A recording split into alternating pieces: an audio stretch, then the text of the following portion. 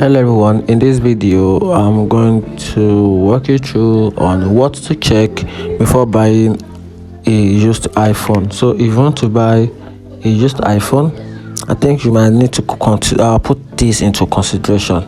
So here are the few things you need to check before buying a used iPhone. The first thing is tap on the camera and confirm if the cameras are working perfectly. Confirm it.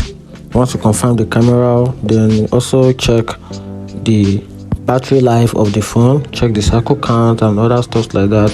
Tap on the battery life, then check on the battery capacity. Once you confirm that, then you can also check other part of the phone, then check if they are working perfectly. Then check the carrier of the phone. Go to general, then tap on about, then tap on check on this, check on network provider. Not network provider. Check on carrier, check if the phone carrier is not locked. If it is locked, that means the phone is locked to a particular network, but if it's not, that means it is unlocked. Then check other part of the body of the phone if they are working perfectly, and that's it. If you find this video helpful, like and follow for more. Thank you.